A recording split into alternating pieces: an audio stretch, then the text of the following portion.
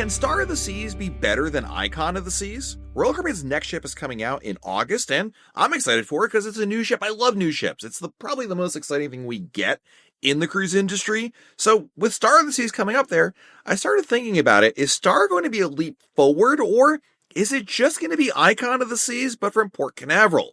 This week I wanted to talk about this because it's kind of a concept as I'm looking forward to what we're planning from a content standpoint here at RoyalCaribbeanBlog.com. It started dawning on me that while a new ship is always exciting, like I said, and I'm not poo-pooing that at all, there is that question of what makes Star truly better. And if I were to ask you really quick, besides Back to the Future, name one other change on Star of the Seas from Icon, I'm waiting. Still waiting. Some of you are probably still struggling to answer that question. You might say, well, the supper club. Yeah, that's the answer, right? Okay, so they're going to do a different supper club experience, which is nothing to poo-poo about. I already booked it myself, so clearly I'm sipping the Kool-Aid on this one. I like that idea, and I'm all for it. But, okay, what else is different? It's not going to be fundamentally different about that. And that's not necessarily a bad thing. When you look at new ships in general, Royal Caribbean, I've always thought, does a pretty good job of differentiating ships from each other. Now, they're not going to be major changes. Like, as an example, if you look at Wonder of the Seas to Utopia of the Seas, which are Oasis-class ships, there are changes, but not major changes. There's not fundamental changes to them. Now, while we're going to sit here and poo-poo, I'm not poo-pooing, I'm just simply pointing out some of these differences, other lines, like Virgin and Disney and Princess, effectively copy and paste their ships. I mean, the Virgin ships are essentially the exact same ship. Literally copy and paste.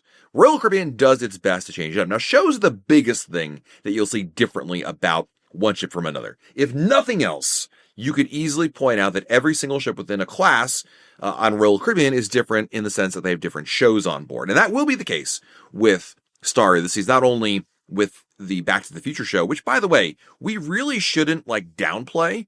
I mean, this is a full Broadway show that is still playing over in the UK on stage in its original run, and it's on a US tour. This is not some passe, been there, done that, been on Broadway for 35 years type show. This is a true multi-generational, the kind of experience that really, I think, is an A-list show. I'm going to go out and say that. So that's a really big deal. And then, of course, beyond that, you're also going to have other shows that are going to be new within all the different venues, whether it's the Aqua Theater or the ice skating rink, and you get that. So we're getting some new shows there. But at the heart of it, Icon of the Seas and Star are going to be very similar ships, and they're similar because of when they were built. Royal Caribbean ordered both ships at the same time, which is very similar to how they did that with Oasis and Allure of the Seas. If you were around long enough to remember those ships being built, I wasn't, but I read about it. Oasis and Allure were built basically at the same time. And when you build ships at the same time, you're doing so many years in advance, and you don't have the opportunity of hindsight to say, okay, let's take the lessons applied from Icon and put them onto Star. So basically, when you're ordering ships, it's similar to if you were to build a house. When you submit the plans and all that stuff, if you want to make changes later on, it's not only very difficult, but also very expensive. So basically, things are literally written in stone. In some cases, you can have a little bit of flexibility. As an example, on Wonder of the Seas, when they were building that ship, they purposely left out a white space, which became later on the Mason Jar Bar. And they left it out purposely, saying basically, we're not sure what's going to go in there, so we're going to leave that at the very last minute. That's kind of an outlier situation because it's more expensive to make changes and even to implement them at the last minute, but they can do that. But they won't do that on a wide scale. They're not going to say, well, we're going to leave the whole pool deck open in case we want to change our mind. They can't do that. We're talking about a very small venue in the case of the Mason Jar. So both the Icon and Star were built and designed and basically submitted right around the same amount of time. And that's part of the reason why we're not going to see fundamentally different changes over there.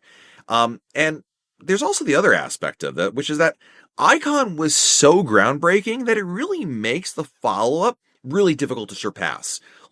This is the metaphor I can think of is basically movies. When you have a film that comes out and radically changes how you look at things, the follow-up film is really not going to have much of a chance of measuring up. I mean, we'll use Back to the Future. The original movie was such a great hit that Back to the Future Part 2 And even 3, not so much. I mean, they just didn't ever measure up. Occasionally you get lucky and you get like The Godfather and Godfather 2, arguably Star Wars and Empire Strikes Back, but I digress from this metaphor. We're getting way too past that. The point is, Icon was such a big deal and so hyped, and rightfully so. Not overhyped, because overhyped insinuates that it was bad. Like, it was so hyped and lived up to that hype, and it really changed how we look at cruise ships now. That Star can't possibly measure up to that. Even if Royal Caribbean came up with 17 other new ideas on board, I'm not sure they could really measure up to that level of hype and excitement and like, wow, this is a quote unquote game changer. And, you know, that's to be expected to some extent. And if you look, again, the Oasis class ships that are out there, when we went from Oasis to Allure, Harmony to Symphony, Wonder to Utopia, we didn't see seismic shifts in there. But I think what the difference here is that because Icon, again, was so hyped and so well reviewed, it's really hard to surpass that. And maybe Royal Caribbean doesn't want to make Star so different. Maybe if we sat Michael Bailey here in the podcast studio and pumped him full of truth serum and said, do you want Royal Caribbean, do you want Star of the Seas to be better or different than Icon? He might say no, because why mess with what works? I mean, Royal Caribbean's looking at Icon and says, this is the blueprint, literally, for how to build an amazing cruise ship. Why would we deviate so substantially from that to make it different when we already know that something works already? And this kind of goes back to what I said earlier. Is Star of the Seas going to be just Icon of the Seas, but from Port Canaveral? I mean, it's not necessarily a bad thing. It does appeal to certain other people who maybe don't want to or can't get down to Miami and would rather sail out of Port Canaveral for a variety of reasons. But I think really, if I'm going to answer my own question here, I'll say that usually you find the best changes on subsequent ships within a class in smaller, what I'll call quality of life improvements. When you look at a ship like Star of the Seas, I don't think we're going to, other than Back to the Future and Lincoln Park Supper Club, and maybe some tweaks they're making to Surfside, which, by the way, if you yelled that earlier, is one of the changes to Star. It is, they're going to make it a little bit more leaning in not an older direction, but like instead of like 6 and under, more like maybe 11 and under, something like that. But anyway, you're going to see quality of life improvements. The things that when you get on board Star, they don't make the press release, they don't get on their teaser videos, but when you get on board Star of the Seas, you sit down at a bar, you go to your cabin, and if you've been on Icon, then you're on Star and you say, oh, that's different. That's a nice change. Things like adding more USB outlets to a cabin or at a bar or wherever. Design choices. One of the big things actually that I actually hated about Icon was the choice of those basket drawers. I don't know if they'll actually change that on Star, but if they remove the baskets and put real drawers in there and added some more storage space in the cabin in general, maybe above the bed like you have on the Quantum class, hey, that'd be great. That's not making a press release. That's not going to be at the top of anybody's list as to why they chose to go on Star or why Star is a good ship. Aesthetics. If you walk through the hallway of Wonder of the Seas compared to Harmony, compared to Oasis, you'll notice an aesthetic in both the design and look and feel. This is pretty much, these are not things that, again, are exciting or sexy, but they're important things and they do differentiate and they make a change there. So that could be things. I think really those quality of life changes are going to be the most noticeable things, or maybe not the most noticeable, but certainly the things that maybe jump out of things they say, well, these are some of the tweaks they made there. I think where we're going to see the big changes is not on Star. We're going to see them on Legend, because Legend was sufficiently forward, or however you want to look at it. They didn't start construction on Legend nearly as close as they did as Icon and Star, to the point that they had more runway. Like when Icon of the Seas launched, Star of the Seas, and I'm trying to remember, I'd have to look it up and I don't want to pause the recording of this, but I don't remember if Star of the Seas actually had her hull laying yet or anything like that. Like, they had more runway to work with, so they had more time to apply actual lessons from Icon of the Seas. And don't forget this Icon 4 coming out, which doesn't have a name yet, and for sure that ship will definitely have that. And so I think the answer to the question is, can Star of the Seas be better than Icon? In little ways, yes, but it's not going to be fundamental changes. It's not going to be this amazing, can't believe it's butter, just this incredible, better than ever, twice the fun. I'm trying to think of all the things they usually say in sequel movies, in reviews. It's not going to be like that. I think it's going to be what made Icon great, plus a little bit more sprinkled in, And yes, sailing from Port Canaveral. And we really shouldn't overlook the fact that sailing from Port Canaveral is a differentiator, because this is why Royal Caribbean puts ships in any particular market, whether it's Galveston or Port Canaveral or Cape Liberty, Bayonne, New Jersey. They put them there not because people can't reach the ships in other markets, but because it makes it easier to reach in certain markets, especially the drive markets there. And when you put a ship in Port Canaveral, all of a sudden folks that live in, Georgia and South Carolina are far more easily accessible because they can drive there. There is a big difference, even though there's only about 3.5, 4 hour drive difference between Port Canaveral and Miami. That's a big difference if you're already driving like 7 or 8 hours from Atlanta to, get on a cruise ship. I can tell you from experience, having done the Orlando to Atlanta drive, that it's much nicer to be able to be done with it and not have to drive another 4 hours there. So that's a compelling factor right there. If there are 3 quality of life things, or things I hope they tweak, improve, change on Star of the Seas, I would say for dining, certainly I hope some of the casual restaurants get minor tweaks and improvements. Where do you know that Aquadome is getting 3 new food hall stations? They're not in addition to, they're replacing 3 of them. And I haven't tried them yet, but I have faith that they'll be pretty darn good, and I'm hopeful they'll be certainly an improvement over what we had on Icon. I love the Aquadome marketplace. I think some new menu changes will be welcome. It'll be nice to have a little variety there. So that's number 1. Also, Base Camp. I felt like Base Camp was a concept originally. Remember, it was supposed to be like half pay, half free, and then they got rid of the pay stuff, and the free stuff is like on a pared down menu. I'm not sure if they're going to change anything there, but I wouldn't mind seeing a menu update there at Base Camp. I think that's probably lacking. For the pool, I did also put on my list here, pool improvements. Please, for the love of God, I hope they added some shade to the Hideaway. I'm not the Hideaway fan. I don't usually go there to the adults only area on any ship, whether it's Solarium or the Hideaway, but I can guarantee you I will never be in the Hideaway until they add some shade to that place. There is zero shade anywhere there other than sitting at the bar on one end of it. It's not my idea of fun. I'm all for people who want to, be directly in the sunlight and enjoy all that. I think there's plenty of room for that, and it should be there.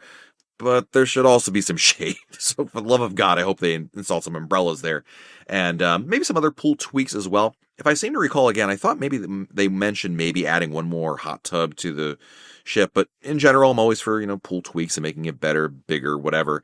And then beyond that, I was trying to think of my third change. I mean, I guess maybe this is just Matt being Matt now, if I'm really going down this rabbit hole. And I would also add the Aqua Theater show. I liked it on Icon. I thought it was about 15 minutes too long. I thought the skateboarding part was completely useless. Like, okay, I get it. You're skateboarding on a cruise ship. It's cool. It takes up way too much time because the robots have to set it up. They do it. All they do is just go down the half pipe, like back and forth, back and forth, back and forth. It's like a tennis match. Like, it just didn't do anything for me. I felt like that show in general could be just like 10 or 15 minutes shorter, and cutting out the skateboarding segment would have been part of it. So anyway, I hope they certainly make the show in the Aqua Theater more compelling or tighter, if you will. So there you go. There's my 3 things I want there. Maybe that's me being an old man and yelling at the clouds, but I think there's going to be improvements, little tweaks, but I really don't think Star of the Seas is going to be, will it be better than Icon? Boy, that's a tall order. And again, we'll see, because I'll be going on Star of the Seas a couple different times here in the month of August. We'll have a full review, and we'll have a tour on our YouTube channel, and plenty of articles at RoyalCaribbeanBlog.com. But it's definitely, Royal Caribbean's got a good problem on their hands. They created such an amazing ship with Icon. How can they possibly top it off with Star of the Seas? All right, friends, time to answer listener emails. This is the part of the episode where you send me emails and I answer them, or at least try to answer them as best I can. And you can also email me your questions by sending them to Matt, M-A-T-T, at RoyalCaribbeanBlog.com. Our first email is from Jana. Hello, we're going on adventure this season September. We're diving in Curacao and Aruba, but trying to figure out if there's any excursion worth doing in Cabo Rojo and Coco Key. Any input? Well, I've never been to Cabo Rojo. It's a very new port in the Dominican Republic, so I don't have any feedback on that. In general, in the Caribbean, you can always default to a beach day is pretty much what I would recommend. For Coco Key, my goodness, we could spend the entire episode talking about this. I mean, there's a lot. So you're diving in Curacao and Aruba. Let's assume you're doing a beach day in Cabo Rojo. I feel like for Coco Key, you really should be focusing on what the island does best, and that is certainly some of the experiences that stand out. Obviously, you could spend no money and simply go to like Oasis Lagoon, which is the pool, go to one of the different beaches like Chill Beach or South Beach. You could go to the adults only area, which is Hideaway Beach, that has an admission cost to it. There's a water park, which has an admission cost to it.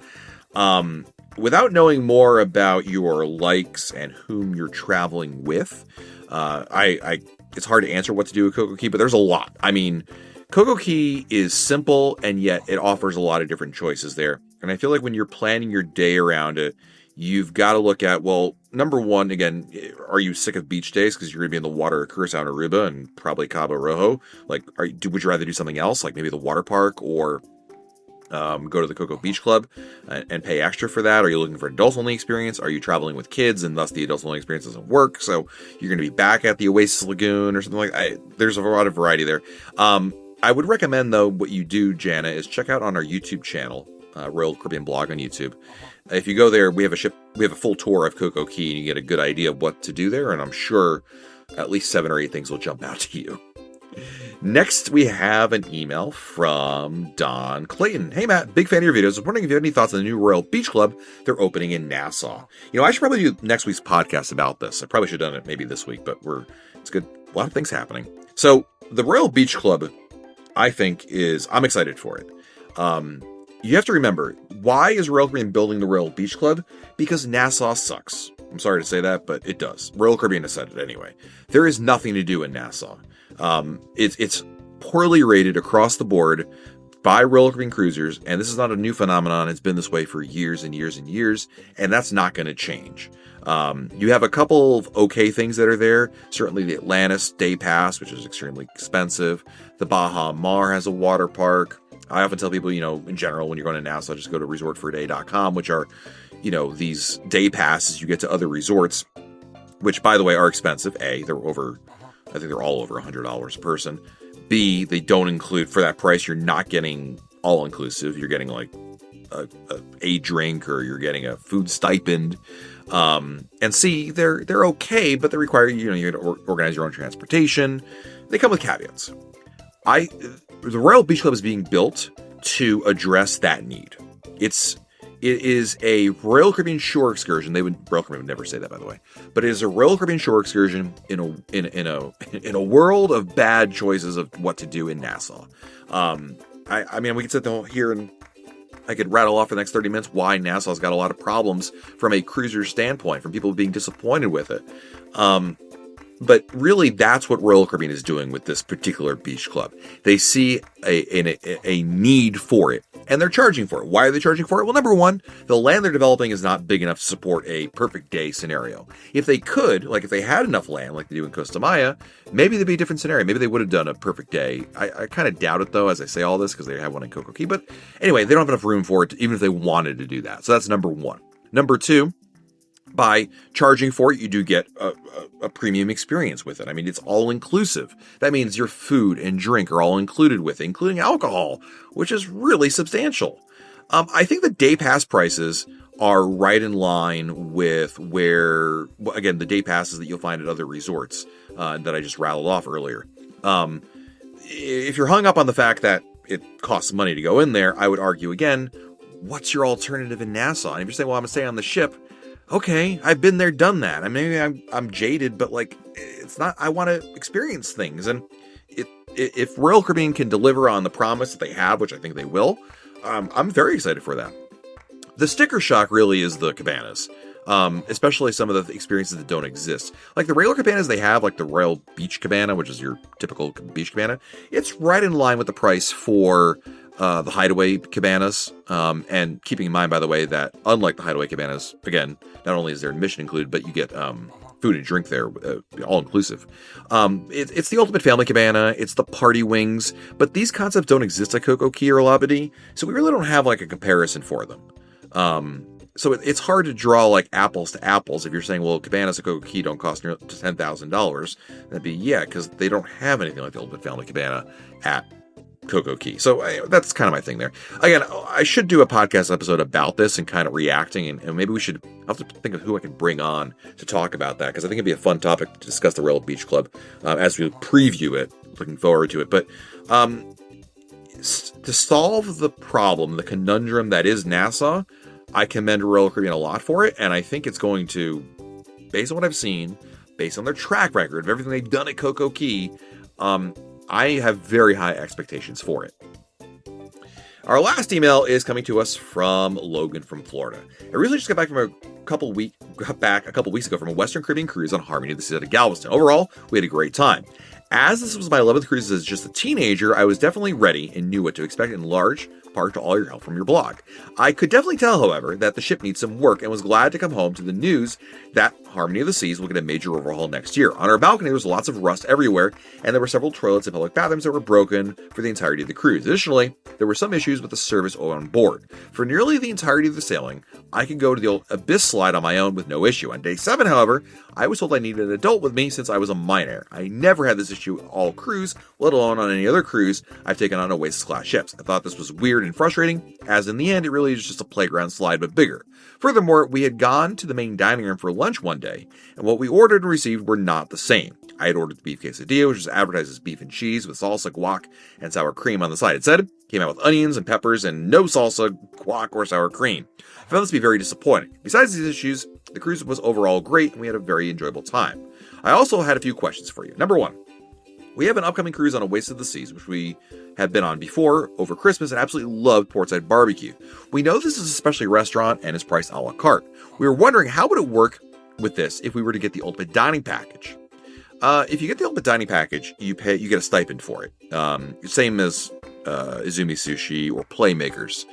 So you get per person, and you can use it once a day at that restaurant. You could go to Portside Barbecue and Sushi and Playmakers on the same day and use them all in the same. But you can't go to Portside Barbecue like 3 times in the same day, basically.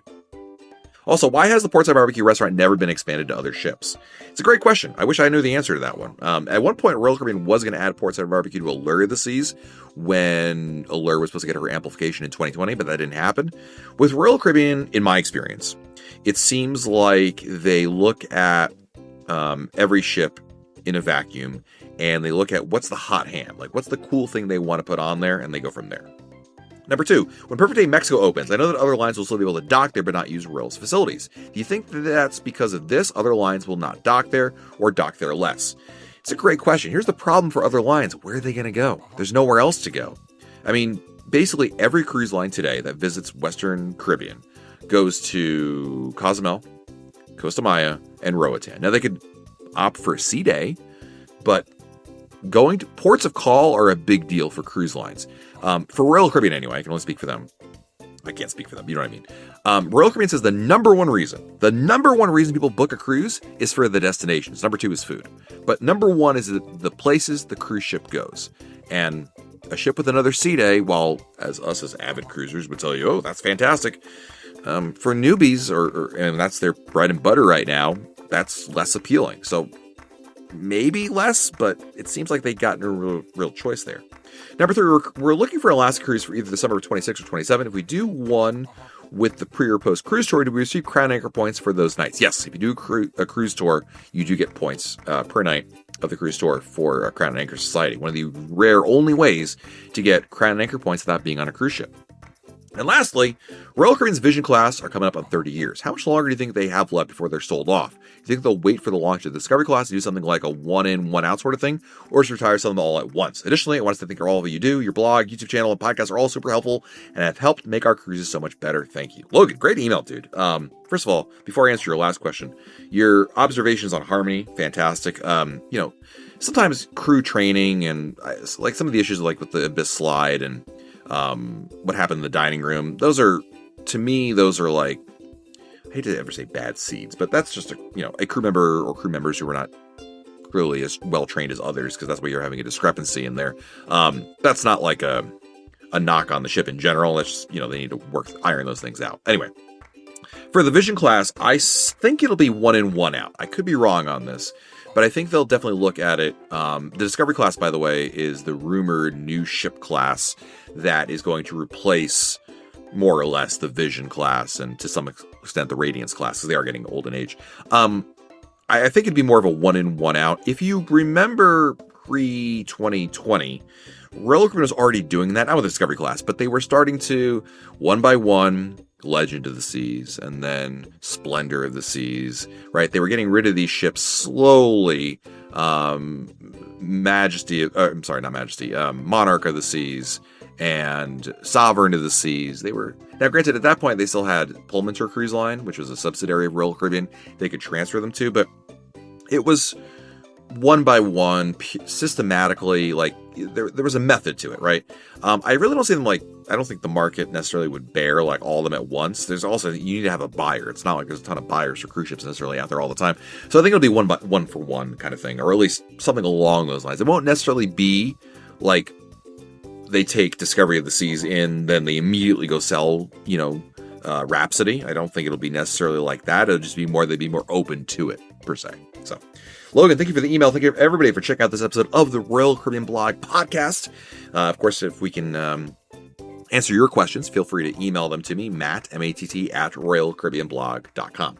Until next time, I'm Matt. We'll talk again real soon.